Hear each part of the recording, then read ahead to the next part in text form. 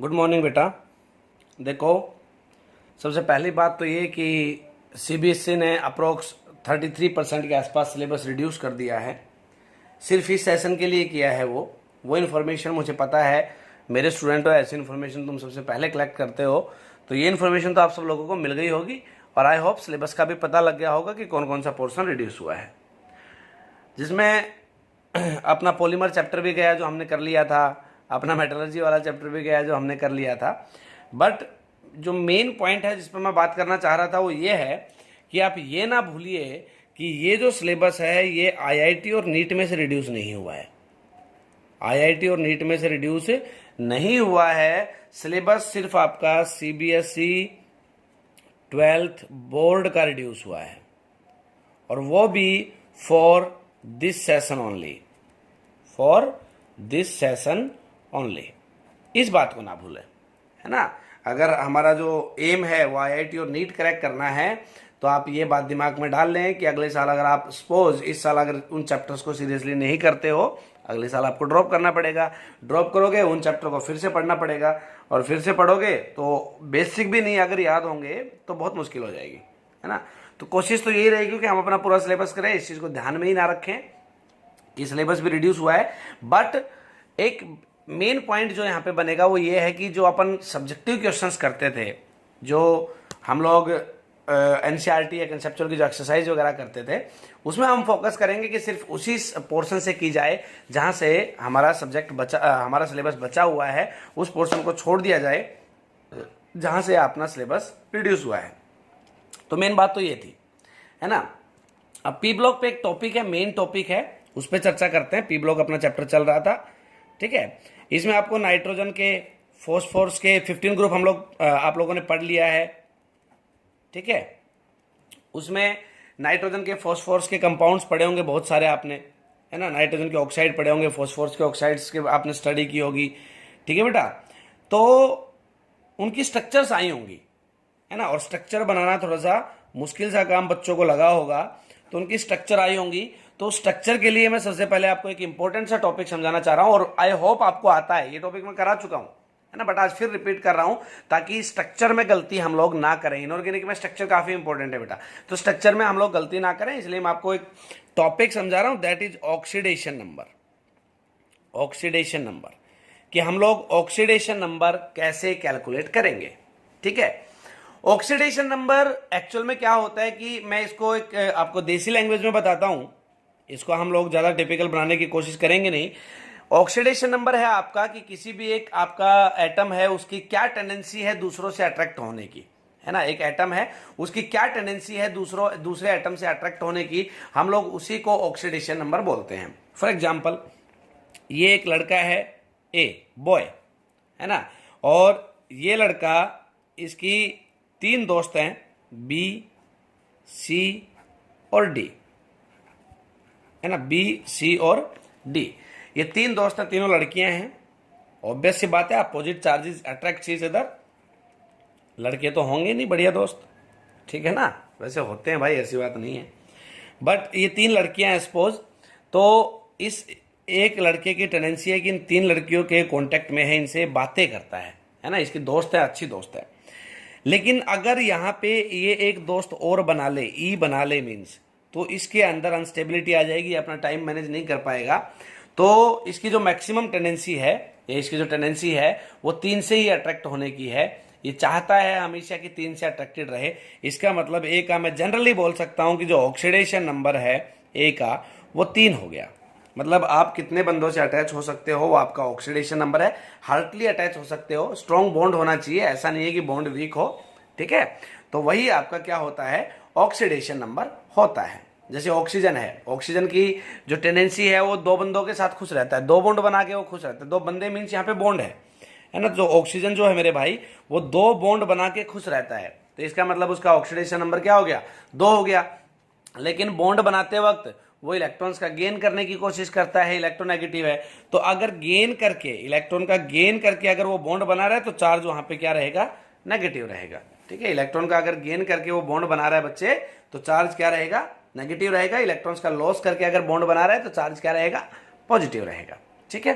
तो ये बेसिक बातें हैं जो मैं आपको पहले भी बता चुका हूं, ऑक्सीडेशन नंबर क्या होता है वो सबके दिमाग में रहना चाहिए कि बॉन्ड बनाने की जो टेंडेंसी होती है उसी को हम लोग ऑक्सीडेशन नंबर बोलते हैं, है ना। एक कोवेलेंसी भी होती है, उसके ऊपर भी हम आगे चर्चा करेंगे इनऑर्गेनिक में, बट फिलहाल फोकस करते हैं सिर्फ और सिर्फ ऑक्सीडेशन नंबर पे। अब ऑक्सीडेशन नंबर को निकालने का जो जनरल तरीका होता है उसके लिए मैं आपको एक बात बता दूं। सपोज मुझे ऑक्सीडेशन नंबर निकालना है H2SO4 में सल्फर का, है ना। H2SO4 में किसका निकालना है भाई? सल्फर का निकालना है। तो आपको इतना ध्यान रखना पड़ेगा कि हाइड्रोजन का ऑक्सीडेशन नंबर +1 होता है और ऑक्सीजन का ऑक्सीडेशन नंबर -2 होता है, ठीक है। हाइड्रोजन का ऑक्सीडेशन नंबर कितना? +1, ऑक्सीजन का ऑक्सीडेशन नंबर कितना? -2। और जब तक पूरे के पूरे कंपाउंड के ऊपर, ध्यान देना, जब तक पूरे के पूरे कंपाउंड के ऊपर कोई भी चार्ज ना हो, जब तक बच्चे पूरे के पूरे कंपाउंड के ऊपर कोई भी चार्ज ना हो, तब तक मुझे चार्ज कितना मानना है? 0। कितना मानना है बच्चे? यहाँ पे चार्ज 0 मानना है। कब तक? जब तक पूरे के पूरे कंपाउंड पे कोई चार्ज ना हो, तब तक पूरे कंपाउंड पे चार्ज कितना रहेगा? 0 रहेगा, और होता भी है, ठीक है। तो यहां पे देखो, अब हाइड्रोजन का ऑक्सीडेशन नंबर मैंने आपको कितना बताया? +1, ठीक है। कितने हाइड्रोजन है? +1 × 2, 2 हाइड्रोजन है, तो हाइड्रोजन का काम खत्म। उसके बाद प्लस का साइन लगाओ। सल्फर का मुझे निकालना है, मैं यहाँ पे इसको X अज्यूम कर लेता हूं, ठीक है। सल्फर का काम खत्म, फिर प्लस का साइन लगाओ। ऑक्सीजन पे कितना बताया? -2। कितने ऑक्सीजन है? × 4, एक पे होता है ना -2, तो =2। यहां इस चीज की जरूरत पड़ेगी, =2 क्या लिखूंगा कि पूरे पे जितना चार्ज है और पूरे पे कितना है? 0। यहां से मुझे बच्चे x का वैल्यू निकालना है बस। +1 × 2 कितना हो गया? +2 प्लस x, ये कितना हो गया? +-8 = 0। यहां से क्या हो गया बेटा? +2 + x +-8 = 0। x को इधर रखो, उधर जाके +8 हो जाएगा, +2 -2 हो जाएगा बेटा, और x हो गया आपका +6। मतलब ऑक्सीडेशन नंबर यहां पे जो सल्फर का आया वो कितना आ गया? +6। मतलब यहां पे +6 का मतलब मैं आपको जनरल लैंग्वेज में बता दे रहा हूं कि H2SO4 में जो सल्फर अपने बॉन्ड बनाएगा उनका नंबर 6 मिलेगा। जो सल्फर अपने बॉन्ड बनाएगा उनका नंबर 6 मिलेगा, ठीक है। तो ऐसे तो निकालते हैं जनरली ऑक्सीडेशन नंबर। दूसरी बात अगर हम चर्चा करें ऑक्सीजन के ऊपर, तो ऑक्सीजन में आपको एक बात देता हूं। जैसे मैं कहूं अगर आपको H2O में ऑक्सीजन पे चार्ज निकालो, ठीक है, H2O2 में ऑक्सीजन पे चार्ज निकालो, और बच्चे KO2 में ऑक्सीजन पे चार्ज निकालो। अब पोटेशियम मुझे पता है 19 होता है एटॉमिक नंबर, तो इस पे जो आपका ऑक्सीडेशन नंबर होता है पोटेशियम का +1 है। अब मुझे ऑक्सीजन पे निकालना है, तो यहां से जब मैं ऑक्सीजन पे निकालूंगा -2 आएगा, आप निकाल सकते हो। यहां से निकालेंगे -1 आएगा, और यहां से निकालेंगे -½ आएगा, ठीक है। इन तीनों बातों पे ध्यान देना। इस वाले में ऑक्सीजन का ऑक्सीडेशन नंबर है -2, और जनरली ऑक्सीजन अपना -2 ही शो करता है बच्चे, लेकिन यहाँ पे ऑक्सीजन का -2, यहाँ पे ऑक्सीजन का -1 और यहाँ पे ऑक्सीजन का -½ तो यहाँ पे मैं आपको एक नई बात बता दे रहा हूं कि ऑक्सीजन जब अपना -2 ऑक्सीडेशन नंबर शो करता है तो वो जनरली अपने ऑक्साइड बनाता है। क्या बोलते हैं उन कंपाउंड्स को? कि वो ऑक्साइड्स है। -1 शो करता है तब उसको बोलते हैं बेटा वो अपने क्या बना रहा है? पर ऑक्साइड बना रहा है। क्या बना रहा है? पर ऑक्साइड बना रहा है। -½ जब वो शो करे ऑक्सीजन ऑक्सीडेशन नंबर, तो इसका मतलब वो अपने क्या बना रहा है? सुपर ऑक्साइड बना रहा है। क्या बना रहा है? Super oxide. ऑक्सीजन अपने ऑक्साइड 3 तरीके से बनाता है। जनरल ऑक्साइड, सिंपल ऑक्साइड्स बनाता है जिसमें ऑक्सीजन का ऑक्सीडेशन नंबर -2, पर ऑक्साइड बनाता है जिसमें ऑक्सीजन का ऑक्सीडेशन नंबर -1 मिलेगा, और लास्ट वन सुपर ऑक्साइड बनाता है जिनमें ऑक्सीजन का ऑक्सीडेशन नंबर -½ मिलेगा। आई होप ये बात क्लियर हुई होगी। अब इनका अगर नाम देखें तो ये डाई हाइड्रोजन ऑक्साइड है, ये हाइड्रोजन परऑक्साइड है, और ये आपका पोटेशियम सुपर ऑक्साइड है, ठीक है भाई। तो ये था आपका जनरल ऑक्सीडेशन नंबर। अब बात करते हैं कुछ एक्सेप्शंस की, ठीक है। फॉर एग्जांपल CrO5 में क्रोमियम का ऑक्सीडेशन नंबर निकालो। CrO5 में किसका ऑक्सीडेशन नंबर निकालना है? हमने क्रोमियम का निकालना है। एक और क्वेश्चन लेते हैं यहाँ पे भाई। क्रोमियम का X मान लू, प्लस ऑक्सीजन का -2 होता है, टोटल ऑक्सीजन 5 है, = 0। सिंपल सी बात है ना। X +- ये कितना हो गया बेटा? टोटल -10 और +- हो गया। X -10 = 0। 0 क्यों लिया? आपको पता है पूरे पे कोई चार्ज नहीं है ना। तो यहां से X का वैल्यू मेरे पास कितना आ गया? +10 आ गया। लेकिन यहां पे एक गड़बड़ है। अब कोई भी जो एटम है वो अपना जो ये बॉन्ड बनाने का जो ये लफड़ेबाजी करता है ना बच्चे, वो कैसे करता है? अपनी आउटर मोस्ट शेल से करता है।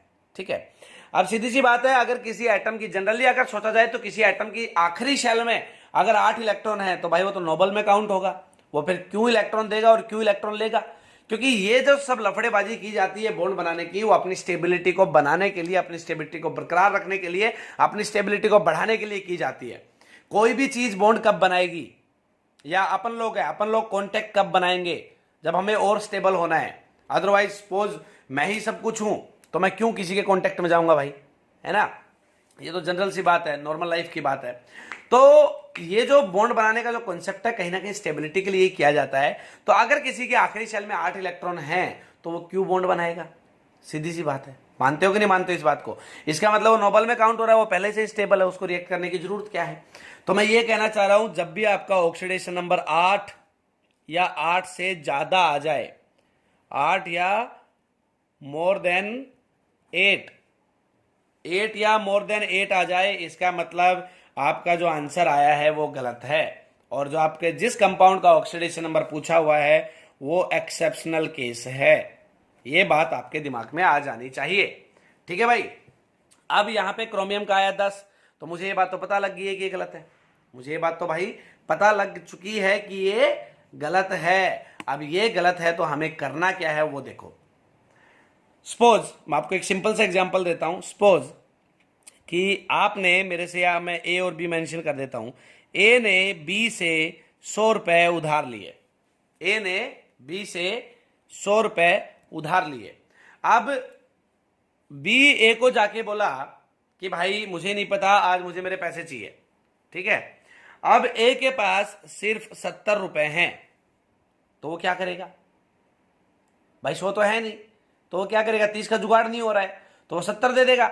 तो कहने का मतलब क्या है कि जब आपको यह पता लग जाए कि मेरा कंपाउंड एक्सेप्शनल कैटेगरी में आता है, जो ऑक्सीडेशन नंबर मेरा निकल के आया है वो गलत है, तो आप फिर एक्चुअल ऑक्सीडेशन नंबर कैसे निकालोगे, सही आंसर कैसे निकालोगे? उसके लिए मैं आपको एक बढ़िया सा तरीका बताता हूं।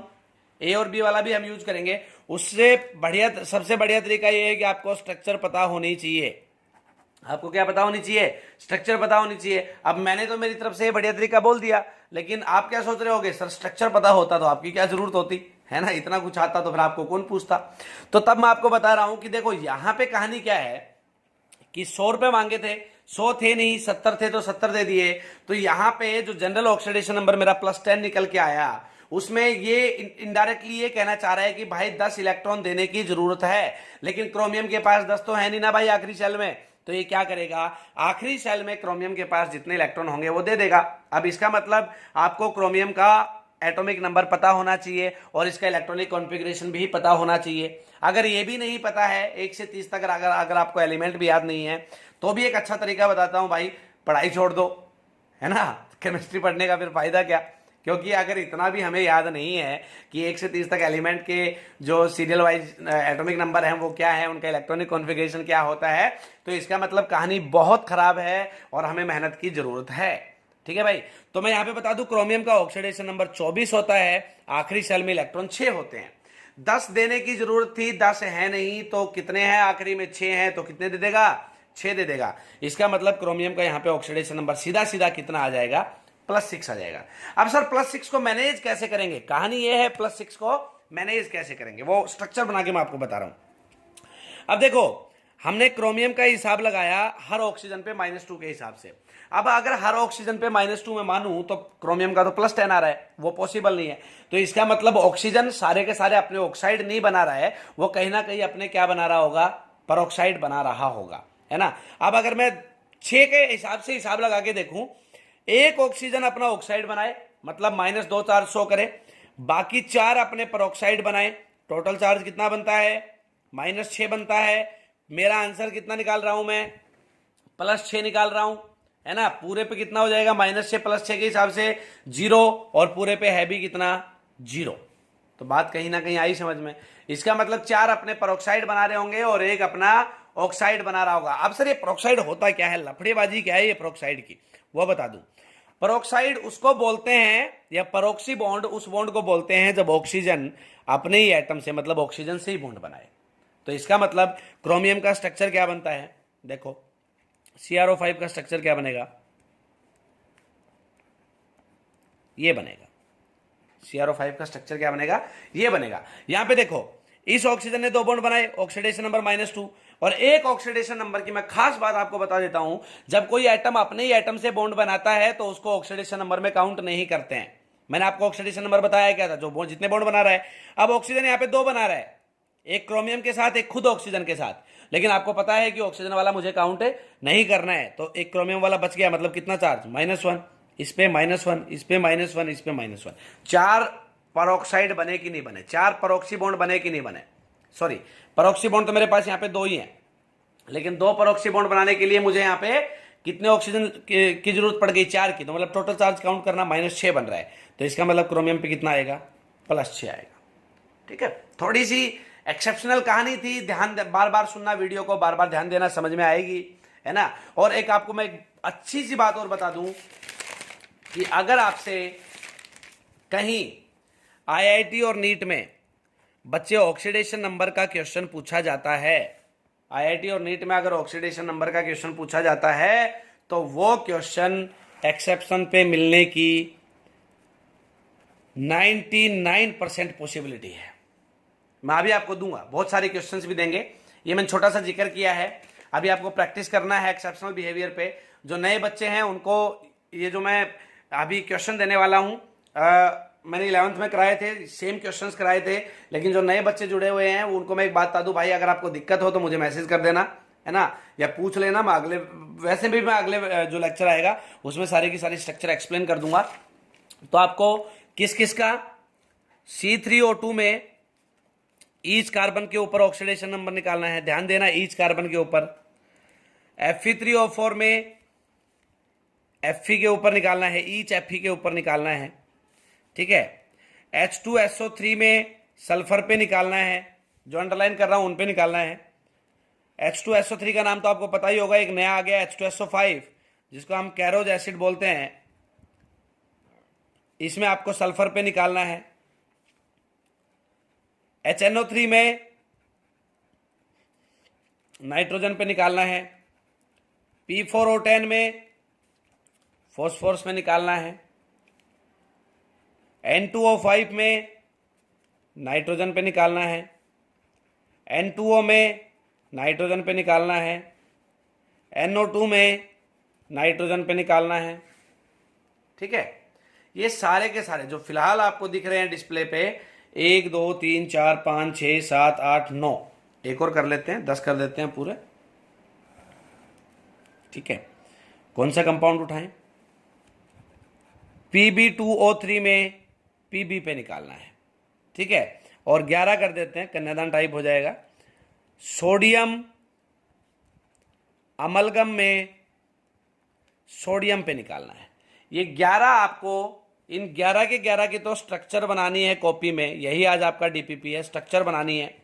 साथ में नाइट्रोजन और फॉस्फोरस के जितने भी कंपाउंड आपने ग्रुप 15 में पढ़े हैं उनकी स्ट्रक्चर आपने बना ली होंगी, नहीं बनाई है तो बना बना के बार बार प्रैक्टिस करनी है। और दूसरी बात, जितने भी अब आपको कंपाउंड दिखे आज अपने काम करते वक्त, उन सब का ऑक्सीडेशन नंबर निकाल देना, ठीक है। एक एक कोई भी एलिमेंट पिक करके, कोई भी एटम पिक करके सबका ऑक्सीडेशन नंबर निकाल देना। आज का काम यही है, दिमाग में फितूर होना चाहिए कि कोई भी कंपाउंड मिल जाए तो उसकी स्ट्रक्चर कैसे बनाएं।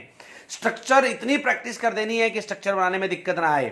सारे के सारे तो बच्चे क्या करने हैं, ऑक्सीडेशन नंबर निकालना है अंडरलाइन एटम्स का, और दूसरी बात हर एक का क्या बनाना है, स्ट्रक्चर बनाना है कॉपी में। और हाँ, ये काम मुझे शाम तक भेज भी दें, इस बात को भी दिमाग में रखें। और काम बहुत कम बच्चों का आ रहा है बेटा, ठीक है। बहुत से बच्चे हैं जो प्रॉपर काम कर रहे हैं, है ना। मेडिकल वाले बच्चे अच्छा काम कर रहे हैं, नॉन मेडिकल की गर्ल्स अच्छा काम कर रही हैं, ठीक है, कुछ बॉयज भी अच्छा काम कर रहे हैं, बट बहुत से बच्चे हैं जो नालायक पंती कर रहे हैं। भाई अच्छी चीज नहीं है, आपको पता ही अच्छी चीज नहीं है, ठीक है ना। मैं बता दे रहा हूँ, ग्रुप डी में भी बहुत तगड़ा कंपटीशन है। IIT नीट तो गया बाढ़ में, ग्रुप डी में भी चपड़ासी की नौकरी में बहुत तगड़ा कंपटीशन है भाई, ठीक है। तो इस चीज को दिमाग में रखें और एक काम अपना टाइम पे करें। Thank you.